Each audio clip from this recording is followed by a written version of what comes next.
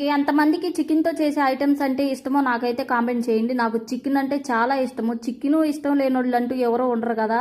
నాలాంటి వాళ్ళు అయితే అస్సలు ఉండరు. చికెన్ తినకుండా అయితే నేను అస్సలు ఉండను. నాకు చాలా ఇష్టం అన్నమాట చికెను. అందుకే ఈరోజు అయితే చికెన్ పకోడా అయితే చేసుకుంటున్నాను.